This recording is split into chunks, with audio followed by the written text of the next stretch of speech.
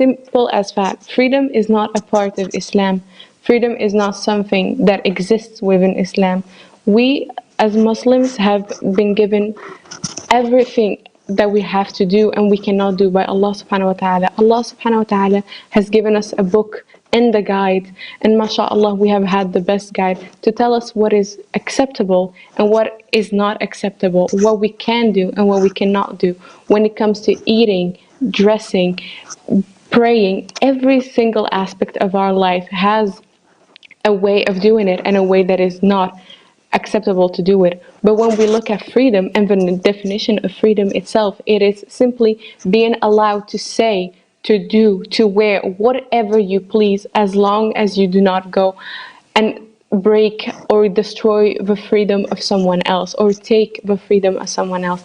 That is the definition itself of freedom, and that is something that does not exist within Islam, because in everything that we do, we are limited by our Creator. We are limited in what we are allowed to do, and we are limited in the things that we are not allowed to do. So using this freedom of expression, freedom of choice, personal freedom to defend the hijab is simply not correct. Not only because the freedom is not something that exists within Islam, but also because we do not have the freedom to wear the hijab. We do not wear the hijab because we want to wear the hijab. The reason why we wear the hijab is because Allah subhanahu wa ta'ala made it an obligation for women to wear the hijab. And so when we go and we say to people, oh no, I wear the hijab because I want to wear the hijab, then we are trying to defend ourselves. We are trying to defend our choices, and it is not something that we should be doing, not only because freedom is not something that exists within Islam, but also simply because it is not. It has never been our own choice to wear the hijab. No one woke up one day and decided, oh, I am going to wear the hijab. We do it because Allah subhanahu wa ta'ala told us to do it. And not only that, putting aside the fact that it is not a freedom from Allah subhanahu wa ta'ala, we have seen the results of telling the Western society that it is a freedom, that it is our choice.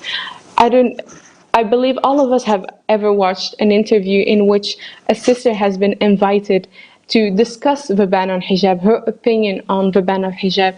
And every time the sister says, well, I believe that I should have the choice to wear what I want.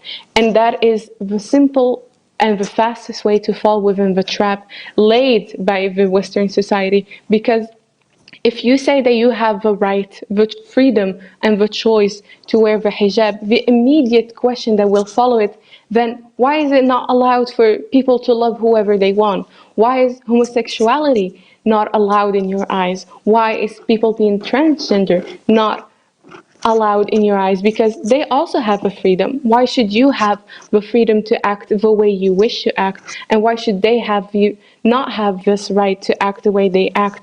And this is when we see the Muslima panicking and not knowing what to say, simply because her entire argument is based on something that is wrong, and she has decided to defend herself instead of clearly saying to the Western society, this is not something I do because it is my choice or is my freedom to decide. This is something that I do because Allah subhanahu wa ta'ala has told me that the hijab is an obligation for all women, and this is why I wear it, not because I want to, not because it looks pretty, not because I believe my hair doesn't look pretty enough so I should wear hijab. No, we do it because it is an obligation, and saying that it isn't, or saying that we want to do it because we choose to do it, is a defense mechanism that we have built, because we as Muslims are trying to mold Islam and change it in a way so that the West accepts it.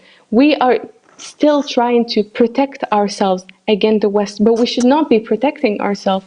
We should not be telling them, oh, please accept us, because we are not trying to be accepted.